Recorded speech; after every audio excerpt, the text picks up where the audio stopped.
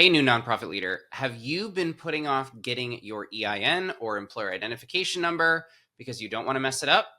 Give me the next 5 minutes and I will walk you through the IRS tool and exactly how to use it to get your EIN on day one and in the right category. Hey, I'm Dan Johnson. I help new nonprofit leaders create sustainable, impactful nonprofits from day one. And today we're going to walk through the IRS EIN tool to help you get your EIN that you need for everything from filing your federal nonprofit status all the way to getting grants. All right, if you are ready to stop procrastinating and actually go get your tax entity number, let's go ahead and do that. So there's only one place to get this, that is the IRS EIN tool, and you'll want to make sure you have a few things before you start. Number one, you're going to want to make sure that you have a responsible party, or you are the responsible party for the organization who's going to be filing this employer identification number. You're also going to want to have your address, email, phone number, and social security number handy because the IRS will ask for those. And you will have to have already filed your organization with the state and filed your articles of incorporation. You cannot get an employer identification number from an organization that does not yet exist.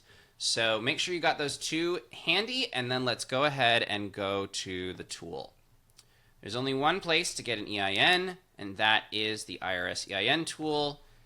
Once you go through it, it's pretty easy. It's almost as easy as a hamster can do it. Do not pay someone to get your EIN for you. Go ahead and hit Begin Application. All right, so the IRS EIN tool is not designed for nonprofits. It is designed for every company or corporation or sole proprietorship in the country, and therefore nonprofits get relegated to the bottom of the bin. So we're going to go ahead and go view additional types, including tax-exempt and governmental organizations. All right, now, if it is very obvious that one of these organizations appears to be you, you can select it. So, for example, church, or farmers cooperative, or a homeowners association. However, if your organization does not appear in this list, a lot of people will try and select community or volunteer group. If you are going to apply for IRS tax exempt status, do not select this. Those are not corporations. You need to be a corporation to get tax exempt status. Instead, go to the very end, again, the bottom of the barrel, go to the very end, and other nonprofit or tax exempt organizations. All right, so we're going to go ahead and continue. Choose one that best describes what you're doing. In most cases, this is started a new business, so we're going to hit continue. All right, now you're going to enter the responsible party's information. Obviously, I'm going to pause this video to enter my social security number so as to prevent fraud. So let me pause this video now. All right, and on the previous screen, make sure to select that you are a responsible party and then go ahead and hit continue. All right, now we're going to enter the details of the organization. So we're going to 111, enter the address.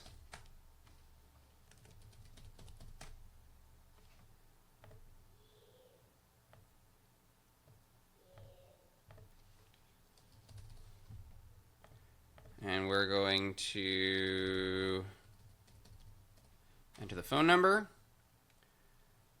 And then if you have a mailing address where you want your mail from the IRS, go ahead and enter yes and enter that information. If not, enter no and continue. Of course, and I failed because I entered a special character. Do not enter special characters, just the letters, or it won't let you continue. Now I'm going to accept the database version. All right, now I'm going to enter the name of the organization, and do enter your legal name. So if you have Inc. or Corp. or anything like that after your legal name, enter that. If you have a DBA, go ahead and put that. Put the county you're located, the state, and the start date. This is your incorporation date from your articles of incorporation.